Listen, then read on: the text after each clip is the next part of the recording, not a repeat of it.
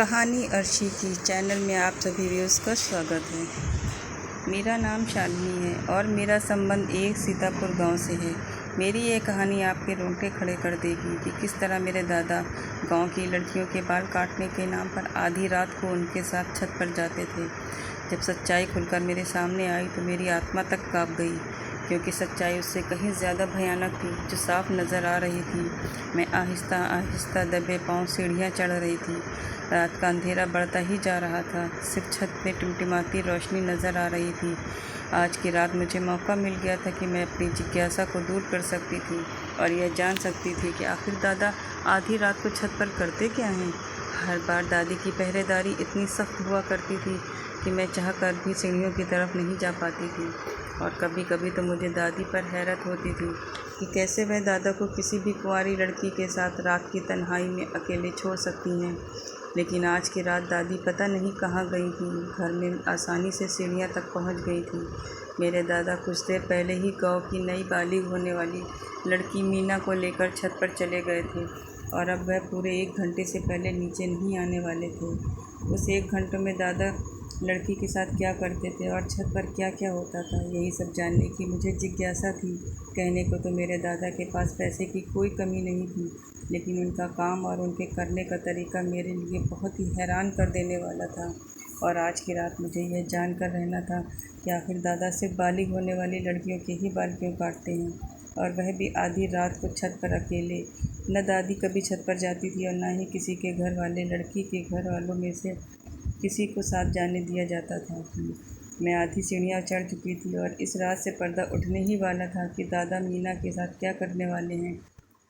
पीछे से मेरी दादी के घर आने की आवाज़ ने मुझे सीढ़ियों से उतरने पर मजबूर कर दिया था। हमेशा डरी सहमी और धीमे लहजे में बात करने वाली दादी, पहली बार मैंने ऐसी आवाज़ सुनी थी। जोर चीखती हुई बोली। मैं हकलाते हुए दादी से कह दिया कि मुझे नीचे घबराहट हो रही थी, इसलिए मैं छत पर जा रही थी। मेरी बात सुनकर दादी ने एक ज़ोरदार थप्पड़ मेरे मुंह पर मारा और कहने लगी, क्या तुम जानती नहीं हो आज मीना अपने बाल उतरवाने के लिए आई है? और फिर तुमने छत पर जाने के बारे में सोचा भी कैसे? क्या तुम अपने दादा का काम बंद करवाना चाहती हो? क्या तुम जानती नहीं हो तुम्हें और तुम्हारी माँ को तुम्हारे दादा ही पाल रहे हैं? तुम्हारे पापा के मरने के बाद तुम्हारे दादा ने तुम्हारी सारी जिम्मेदारी अपने सिर पर ले रखी है और तुम हो कि उनके काम के पीछे पड़ गई हो। तुम्हारे दादा बिल्कुल भी नहीं चाहते कि जब वह काम करे तो कोई उन्हें बीच में परेशान करे, यहाँ तक कि मैं भी नहीं। इसलिए मैं भी कभी ऊपर जाने की कोशिश नहीं करती। बेहतर है कि आज के बाद तुम भी मत जाना आधी रात के वक्त और इस तरह नज़र न आना, वरना अच्छा नहीं होगा। और फिर मैं तुम्हारे दादा को तुम्हारी शिकायत करूँगी। दादी की बात सुनकर मैं बहुत ज़्यादा डर गई थी, क्योंकि दादा से तो मैं वैसे भी बहुत डर लगता था और फिर उनकी अजीबोगरीब करतूत की वजह से भी मैं बहुत ज़्यादा परेशान रहती थी। अगर ऐसे में दादी उनसे मेरी किसी तरह की कोई शिकायत करती तो मेरे लिए और परेशानियां खड़ी हो जाती। मैंने फ़ौरन ही दादी से माफ़ी मांगी और कहा कि आज के बाद मैं कभी ऐसी गलती नहीं करूँगी। दादी ने मुझे नरमी से कहा कि अपने कमरे में जाकर सो जाओ। मैंने सही मौका समझा और अपने कमरे की तरफ दौड़ लगा दी। कमरे में आकर भी मेरे दिमाग में यही बात घूम रही थी कि क्या फिर दादा को बाल उतारते वक्त इतनी तन्हाई की भी क्या ज़रूरत थी कि वह किसी तीसरे की दखल बर्दाश्त नहीं कर सकते थे, जबकि गांव का दूसरा बाल काटने वाला जो है वह बीच चौराहे पर अपनी कुर्सी डालकर बैठा रहता है और आधे गांव के बीच लोगों के बाल काटता था। तो उसे ना तो किसी तरह की तन्हाई की ज़रूरत थी और ना ही किसी के आने जाने से कोई परेशानी थी। लेकिन मेरे दादा तो अलग ही तरह के नाई थे। दूसरों के दादा तो अपनी पोतियों से लाड प्यार करते थे, मगर मेरे दादा सिर्फ और सिर्फ मुझ पर पाबंदियां लगाया करते थे। हर बार बस यही कहते कि अब तेरा बाप मौजूद नहीं है, इसलिए तू मेरी जिम्मेदारी है। मैं सिर्फ 12 साल की थी और इतनी कम उम्र में भी मेरे दादा मुझ पर ऐसी रोक टोक करते थे जैसे कि मैं कोई जवान लड़की हूँ, और ना ही मैं उनकी अनुमति के बगैर घर से बाहर निकल सकती थी और ना ही किसी के घर जाने के बारे में सोच सकती थी। मुझे स्कूल से लाने ले जाने का काम भी दादा खुद ही किया करते थे। कभी कभी तो मुझे दादा पर इतना गुस्सा आता कि मेरा दिल चाहता मैं किसी तरह उनसे अपनी जान छुड़ा लूँ, लेकिन दादा से तो मेरी जान भी नहीं छूट सकती थी। कि उनका उनका नाई का काम था और इतने में कभी कभार महीने में एक आध बार बाल काटा करते थे, और वह भी हमारे ही घर की छत पर। बाकी सारा वक्त वह घर पर पड़े रहते और मुझ पर नज़र रखते थे। मेरे पापा बहुत पहले ही दुनिया छोड़कर चले गए थे, इसलिए मेरी जिम्मेदारी मेरे दादा के कंधों पर ही थी, और इसी वजह से दादा मुझ पर अपना पूरा हक समझते थे। दादा की शादी का 50 साल होने वाले, लेकिन पता नहीं क्यों दादी इतनी डरी सहमी सी नज़र आती थी, जैसे उन्हें किसी बात का कोई डर हो, जबकि मेरी माँ बहुत ही हंसने बोलने वाली औरत थी। दादा के साथ भी उनका नॉर्मल रहती थी, और ना ही उन्हें दादा से डर लगता था और ना ही वो दादा से झिझकती थी, जबकि दादा के आगे तो दादी की भी जान निकलती थी।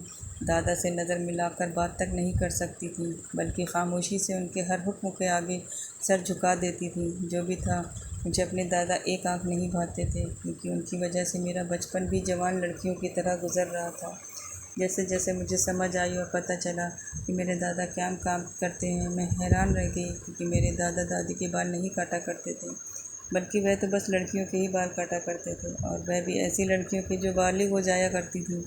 यह बात मेरे लिए बहुत हैरान करने वाली थी, और जब से मुझे इस बात का पता चला था, मेरे अंदर यह सब जानने की जिज्ञासा पैदा हो गई थी कि दादा ऐसा क्यों करते हैं। कई बार मैंने सोचा कि दादा को किसी लड़की के बाल काटते हुए देखूंगी, लेकिन दादा का तो तरीका ही बिल्कुल अलग था। वह आधी रात को बालिग लड़की को घर बुलाते और उसे अपने साथ छत पर ले जाते और वहां ले जाकर उसके बाल काटते थे। सारे गांव में ये मशहूर था कि दादा जिस भी लड़की के बाल काटते हैं, उसकी जवानी बहुत खूबसूरत होती है और उसके नसीब जाग जाते हैं, क्योंकि उस लड़की की शादी किसी बहुत ही अच्छी जगह पर हो जाती है। इसलिए लोग खुशी खुशी अपनी जवान लड़कियों को दादा के पास बाल कटवाने के लिए भेजा करते थे, ताकि उनकी बेटियों की किस्मत बदल जाए। लेकिन यह बात मेरी समझ से बाहर थी। दादा से बाल कटवाने से किसी लड़की के नसीब कैसे बदल सकते थे, और वह भी आधी रात को अकेले में। कई बार मैंने इस हकीकत को जानने की कोशिश की कि दादा लड़की के बाल किस तरह काटते हैं और आधी रात को छत पर ही क्यों ले जाते हैं, लेकिन कभी भी मुझे यह जानने का मौका नहीं मिला, क्योंकि जब भी दादा किसी लड़की के बाल काटने के लिए छत पर ले जाते, तो दादी सीढ़ियों पर पहरेदारी करना शुरू कर देती थी और किसी को छत पर न जाने देती। मेरी सहेली रीता बालिग हुई तो गांव की दूसरी लड़कियों की तरह उसे भी दादा के पास लाया गया। मैं यह सोचकर खुश हो गई, चलो रीता से अगली सुबह इस बारे में बात करूंगी, तो मुझे पता चलेगा कि दादा ने उसे छत पर ले जाकर कैसे उसके बाल कैसे काटे। लेकिन अगले दिन जब वह स्कूल आई तो बिल्कुल खामोश थी। मेरे सवाल करने पर भी उसने कोई जवाब न दिया, बल्कि सारा वक्त गायब दिमागी से क्लास में बैठी रही। मैं हैरान थी कि इतनी शरारती और चुलबुली रीता को अचानक से क्या हो गया है। घर आकर यही बात मैंने माँ से कही तो माँ हंसकर कहने लगी, बेवकूफ़, अब वह बालिग हो गई है और ऐसे में लड़कियों में बहुत ज़्यादा बदलाव आ जाते हैं, इसलिए वह भी अपनी माँ से कहने पर चुपचाप बैठी हुई।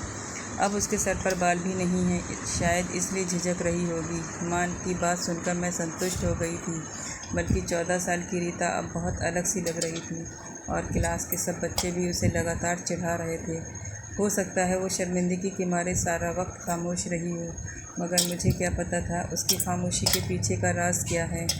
जब कुछ वक्त तक यही सिलसिला चलता रहा तो मैंने चोरी चुपके छत पर जाने की बहुत बार कोशिश की, लेकिन हर बार दादी आगे आ जाती, या फिर माँ ही मुझे डांट कर कह दिया करती कि अपने दादा के काम में दखल अंदाजी न किया करो।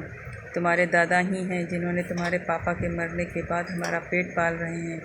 वह अगर तुम्हें डांटा भी करते हैं तो बर्दाश्त कर लिया करो, क्योंकि वह हमारा भला ही चाहेंगे। शुरू में मुझे माँ की यह बात बिल्कुल भी समझ नहीं आती थी, लेकिन फिर धीरे धीरे मुझे एहसास हुआ मेरी माँ एक विधवा औरत थी, जैसे पूछने वाला और कोई नहीं था। नाना नानी मर चुके थे और मेरे मामा दूसरे गांव में रहते थे। उन्होंने कभी पलटकर हमारा हाल तक नहीं पूछा था। ऐसे में दादा ही थे जो हर वक्त माँ के साथ खड़े रहे। दादा मेरी माँ को कहने लगे, तुम मेरी बेटी हो और तुम मेरे साथ ही रहो, मेरे लिए कभी तुम बोझ नहीं बन सकती। जब तक मैं ज़िंदा हूँ तुम्हें कभी किसी चीज़ की कमी नहीं होगी। और दादा को भी हमारे साथ रहने में कोई एतराज़ नहीं था। दादी तो माँ के लिए रिश्तों की तलाश की, लेकिन माँ ने उनको मना कर दिया। माँ दूसरी शादी नहीं करना चाहती थी। यही वजह थी कि माँ दादा दादी को सर आँखों पर बैठा दी थी। सारे गांव वाले भी दादा की बहुत इज़्ज़त करते थे, क्योंकि दादा के बहुत ही नरम मिजाज इंसान हैं।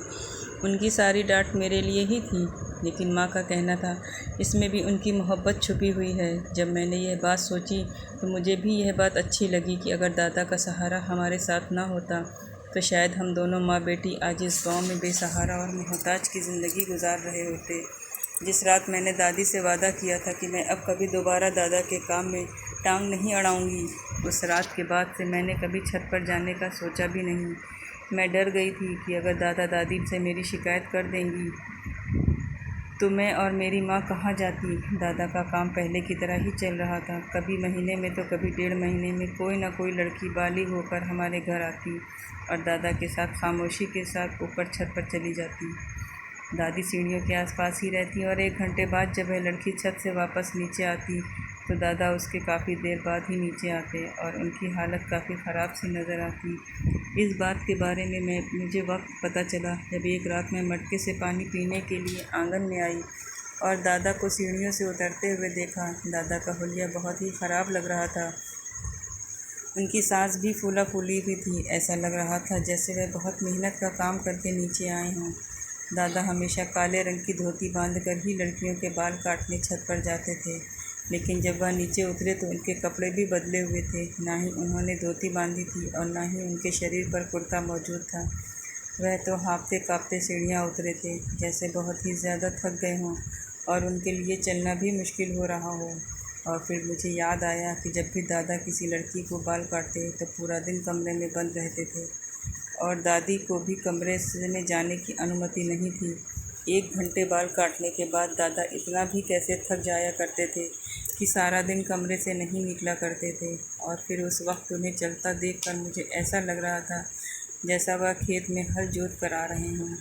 दादा को देखते ही मैं छुप गई थी और दादा अपने कमरे में चले गए थे। हमेशा की तरह अगले दिन दादी कमरे से बाहर थीं और दादा कमरा बंद करके सो रहे थे। मेरे स्कूल की छुट्टी थी इसलिए उन्होंने मेरी फ़िक्र भी नहीं थी और माँ भी गांव में किसी की तबीयत पूछने के लिए गई हुई थी। तभी मैं किसी काम से बाहर किचन में गई तो मैंने दादी को दुपट्टे में छुपकर आंसू बहाते देखा था। पहली बार जब मैंने दादी को इस तरह रोते हुए देखा था तो मैं फ़ौरन भागकर दादा के पास गई और पूछा कि क्या हुआ दादी, आप रो क्यों रही हैं। मेरी बात सुनकर दादी ने जल्दी से अपने आंसू दुपट्टे के पल्लू में साफ़ कर दिया और कहने लगी, नहीं पगली, मैं कहाँ रो रही हूँ, तुम बताओ तुम्हें क्या चाहिए। मैं अच्छी तरह जानती थी कि दादी रो रही थी और इसी बात ने मुझे न सिर्फ दुखी कर दिया था बल्कि मैं बहुत ज़्यादा परेशान भी हो गई थी। ऐसी कौन सी बात है जिसकी वजह से दादा से छुपकर दादी को रोना पड़ रहा था। मुझे दादा से और नफ़रत का एहसास हो रहा था कि शायद ये दादा ही थे जिनकी वजह से दादी छुप छुप कर आंसू बहा रही थी। उस दिन के बाद से मैं दादा दादी पर नज़र रखने लगी थी। जब भी दादा किसी लड़की के बाल काटकर सीढ़ियाँ उतरकर नीचे आते तो उनके चेहरे पर थकान के आसार साफ नज़र दिखाई देते और अगले दिन मेरी दादी मुझसे छुपकर रोती हुई नज़र आती। और फिर मेरी ज़िंदगी में भी वह दिन आ गया जब मैं भी जवान हो गई। उस दिन मेरी माँ ने मेरा माथा चूमा और कहने लगी, मैं चाहती हूँ गांव की सभी लड़कियों की तरह तेरे दादा के हाथों तेरी किस्मत भी चमक जाए। माँ की बात सुनते ही मेरी जान निकल गई, क्योंकि क्या माँ मुझे भी बाल कटवाने के लिए दादा के हवाले करने जा रही थी। मैं यह सोचकर ही परेशान थी कि गांव की दूसरी लड़कियों की तरह मुझे भी सबके मजाक का निशाना बनना पड़ेगा। मैंने माँ के आगे हाथ जोड़ दी और माँ से कहा, मैं किसी भी हाल में बाल नहीं उतरवाना चाहती हूँ। मेरा इनकार सुनकर माँ ने ज़ोर से कहा कि क्या तुम नहीं चाहती कि तेरे दादा की वजह से कैसे गांव की लड़कियों की किस्मत बदल जाती है, जिसके भी बाल आज तक तेरे दादा ने काटे हैं, कुछ ही दिनों में उनकी शादी धूमधाम से हो जाती है। गाँव वाले अपनी बेटियां तेरे दादा के हवाले करके नहीं जाते। जब वह तेरे दादा के इस काम से कितना फ़ायदा उठा सकते हैं तो फिर हम घर वाले क्यों नहीं। मेरे लाख मना करने के बावजूद भी माँ ने दादा को बुलाया और दादा से कहा कि आज की रात आपको अपनी पोती के बाल उतारने हैं। यह सुनकर दादा के चेहरे का रंग फीका पड़ गया और कहने लगे कि क्या अपनी शालिनी भी बालिग हो गई है। माँ ने मुस्कुराकर कहा कि हाँ, अब शालिनी की बारी है। हम इसकी धूमधाम से किसी अच्छी जगह शादी करें और अगर इसके बालों पर आपका हाथ लग गया तो गांव की दूसरी लड़कियों की तरह इसकी किस्मत भी चमक उठेगी। यह कहकर माँ ने मुझे दादा के छत पर भेज दिया। छत पर जाते ही मैंने दादा से मिन्नत की कि वह मेरे बाल न काटे। क्योंकि मैं गंजा नज़र नहीं आना चाहती थी। कुछ देर बाद दादा अपनी धोती बांधे मेरे आगे बैठे। उसके बाद दादा मेरे करीब आए तो मेरी जान निकल गई। और फिर जैसे ही दादा ने मेरे सर पर हाथ रखा तो मेरी आंखों से आंसू बहने लगे। दादा ने मुझे अपने करीब किया और अपने सीने से लगाया। मुझे ऐसा लगा जैसे मेरा दम घुट जाएगा, क्योंकि दादा ने मुझे बहुत मज़बूती से पकड़ा हुआ था। और फिर मुझे महसूस हुआ कि दादा के गरम गरम आंसू मेरे गालों पर गिर रहे थे। मैं हैरान हो गई कि दादा क्यों रो रहे हैं। काफ़ी देर बाद जब दादा ने मुझे ख़ुद से अलग किया तो उनकी आंखें लाल हो चुकी थीं और आंसुओं से उनका चेहरा भीगा हुआ था। और फिर दादा की बात ने मेरे होश उड़ा दिए, पर रोते हुए कहने लगे, शालिनी, मैं तेरे बाल नहीं काट सकता, मैं तेरे साथ कुछ गलत नहीं कर सकता। तुम मेरे बेटे की निशानी हो और तेरी चाहत मेरे घर की छत है। दादा की बात मुझे बिल्कुल भी समझ नहीं आई थी, लेकिन दादाजी के शब्दों ने मुझे चौंकाने पर मजबूर कर दिया था। मैंने दादा से कहा कि आखिर आप कहना क्या चाहते हैं। दादा ने कहा, तुम वापस अपनी माँ के पास चली जाओ और उनसे कहना कि दादा तेरे बाल नहीं काट सकते। मैं उल्टे कदमों सीढ़ियाँ उतरकर माँ के पास चली आई और माँ को सब कुछ बता दिया। यह सुनकर माँ दादा के कमरे की तरफ चल दी। मैं भी माँ के साथ ही थी। जब तक हम कमरे में गए, दादा दादी के कमरे में बैठकर रो रहे थे और दादी से माफ़ी मांग रहे थे। दादी भी सिसक सिसक कर रो रही थी। यह सब देखकर माँ भी परेशान हो गई और उन दोनों से पूछा कि आखिर मामला क्या है, मुझे भी तो कुछ पता चले। काफ़ी देर आंसू बहाने के बाद दादा ने एक ऐसा राज हमारे सामने खोला जिसे सुनकर हमारी आत्मा तक काँप उठी। ये कैसे मुमकिन था कि मेरे दादा ऐसा कोई काम करते थे जिसके बारे में सोचा भी नहीं जा सकता था। दादा ने रोते हुए बताया कि आज से कई साल पहले की बात है। दादा गांव के चौधरी के ख़ास नाई थे और वह सिर्फ चौधरी साहब के ही बाल काटा करते थे। गांव के चौधरी अय्याश तरह के आदमी थे और उनकी फितरत दादा की बिल्कुल पसंद नहीं थी, लेकिन दादा की मजबूरी थी कि उन्हें यह नौकरी करनी पड़ रही थी। और फिर एक दिन गांव के चौधरी ने दादा को अपनी नौकरी से निकालकर एक नया काम सौंप दिया। गांव के चौधरी ने सारे गांव में यह बात मशहूर कर दी कि दादा के हाथ में बहुत जादू है और वह जिसके भी बाल काटते हैं उसकी किस्मत संवर जाती है। यहाँ तक कि गांव के चौधरी की ज़मीनें भी फलने फूलने लगी हैं। और यह इसलिए ही हुआ है क्योंकि दादा उनके बालों पर हाथ लगाते ही सारे ही गांव वाले अनपढ़ और सीधे साधे लोग थे। उनके लिए तो गांव के चौधरी की ही हर बात सही होती थी। और गांव के चौधरी ने इस बात का बहुत ज़्यादा चर्चा किया तो गांव वालों ने आंखें बंद करके इस बात पर यकीन कर लिया। और फिर चौधरी साहब ने अपने ख़ास नौकरी के ज़रिए यह बात भी फैला दी कि अगर मैं किसी बालिग लड़की के बाल उतारूँगा तो उसकी किस्मत बदल जाएगी और उसकी शादी बहुत अच्छी जगह होगी। मुझे समझ नहीं आ रहा था कि चौधरी साहब ने यह सब क्यों किया है। चौधरी साहब ने मुझे लाखों रुपए देने का वादा किया था और कहा था मुझे बस इस गांव के जवान होने वाली लड़कियों के बाल उतारने के।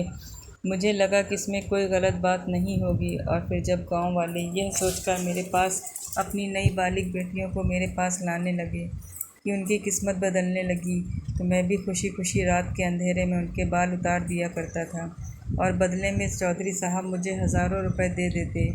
कई सालों तक यह सिलसिला इसी तरह चलता रहा। फिर मेरी शादी तुम्हारी दादी से हुई, जो पहली रात मेरे सामने यह राज खुला कि मैं जिन लड़कियों के बाल काटता हूँ उनके साथ चौधरी साहब क्या खेल खेलते हैं।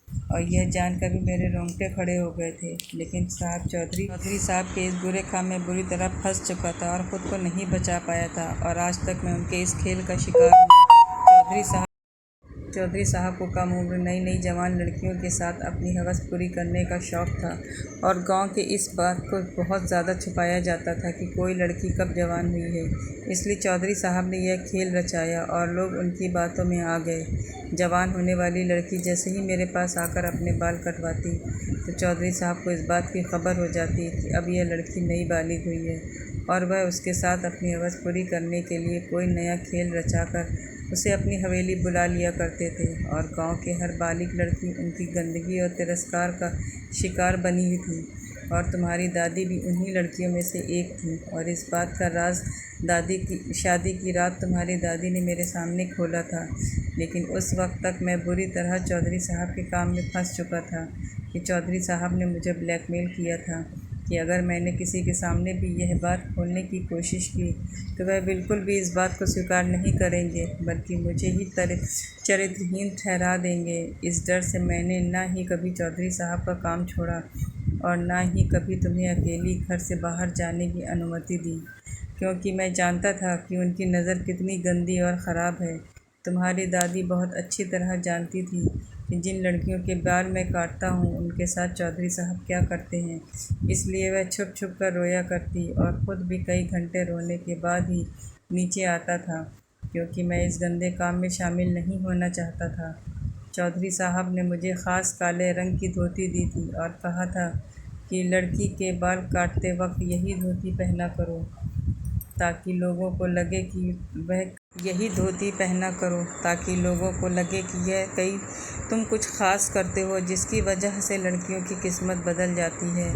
चौधरी साहब लड़की को अपनी हवस का निशाना बनाने के कुछ ही महीनों बाद उसकी शादी अपने किसी मासूम नौकर से करवा देते और उस नौकर को ढेर सारा पैसा भी देते। इस तरह उस लड़की की ज़िंदगी संवर जाती। चौधरी साहब के पास पैसे की कोई कमी नहीं थी, इसलिए अपनी अय्याशी पर आंख बंद करके पैसा लुटा रहे थे और उनके हाथों की कठपुतली बन चुका था। लेकिन मैं तुम्हारे बाल काटकर चौधरी साहब को यह खबर नहीं पहुंचाना चाहता कि तुम जवान हो चुकी हो, क्योंकि मैं जानता हूँ किस तरह तुम भी उनके जुल्म से नहीं बच पाओगी। दादा की बात सुनकर मैं और माँ रोने लगी थी। हमें तो इस चीज़ की कुछ खबर ही नहीं थी। माँ दूसरे गांव से शादी होकर यहाँ आई थी, इसलिए उन्हें भी चौधरी साहब के बारे में कुछ पता नहीं था। मुझे तो दादा का अपने ऊपर नज़र रखना और उनका हमेशा पाबंदियाँ लगाना हमेशा बुरा लगता था, लेकिन अब मैं सोच रही थी कि दादा मुझसे कितनी मोहब्बत करते थे कि जो मुझे चौधरी साहब से बचाने के लिए इस कदर कोशिश करते रहे थे। दादा ने हमसे वादा किया कि वह मेरी छत पर आँच नहीं आने देंगे और न ही आइंदा गांव की दूसरी लड़कियों की बर्बादी का ज़रिया बनेंगे। दादा ने रोते हुए माँ और दादी से कहा कि अपना सामान बांध लो, हम इस काम को छोड़कर कहीं दूर चले जाएंगे और जाने से पहले मैं गांव के मास्टर के नाम एक ख़त लिख जाऊंगा, जिसमें मैं सारी हकीकत लिख दूंगा। गांव के मास्टर एक समझदार आदमी हैं। वह खामोशी से गांव वालों को यह बात समझा देंगे और यह किस्सा हमेशा के लिए ख़त्म हो जाएगा। मैं, दादा और दादी कोई भी नहीं जानता था कि आगे हमारी मंजिल क्या है। दादा ने कदम बढ़ाया था, इसलिए हमें यकीन था कि ऊपर वाला हमारी मदद करेगा। दादा ने गांव के मास्टर के नाम एक लंबा सा खत लिखा था, जिसमें हर एक बात साफ साफ लिख दी थी, ताकि हमारे जाने के बाद कोई गांव वाला चौधरी साहब की बातों में न आ सके। फिर कोई लड़की बाल कटवाकर या किसी और तरीके से चौधरी साहब तक यह खबर न पहुंचाए कि अब वह जवान और बालिग हो चुकी है और उनके हवस का निशाना बनने के लिए तैयार है। मुझे आज भी अच्छी तरह से यह बात याद है कि जब भी कोई लड़की बालिग होने के बाद गंजा होती और फिर कुछ दिनों के बाद स्कूल आती तो वह किस कदर डरी सहमी और ख़ामोश होती थी। मुझे हमेशा से यूँ लगता था कि यह सब इसलिए है क्योंकि वह गंजी होकर आई है और अपने इसी गंजेपन की वजह से परेशान है। लेकिन यह राज तो अब खुला था कि वह चौधरी साहब की हवस का निशाना बनकर आई थी और मेरे दादा, जिन्हें मैं बहुत ही गलत समझती थी, दरअसल वो खुद भी एक तकलीफ़ का शिकार थे। और जब हम यह गांव छोड़कर जा रहे थे तो मेरे दादा के चेहरे पर सुकून ही सुकून था। आज भी अक्सर गांव में ऐसे बहुत से चौधरी और गधेरे मौजूद हैं जो इस तरह की हरकतों में शामिल हैं और सीधे साधे गांव वाले उनके घटियापन का और उनकी करतूत को नहीं जानते हैं।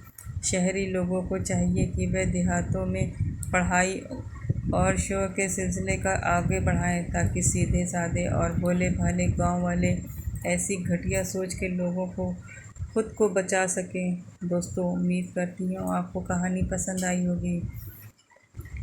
कहानी पसंद आई हो तो मेरे वीडियो को लाइक करें और चैनल पर नए हैं तो चैनल को सब्सक्राइब करें और हाँ, बटन को प्रेस करना ना भूलें ताकि मेरी आने वाली नई वीडियो की नोटिफिकेशन आप सभी को सबसे पहले मिल जाए।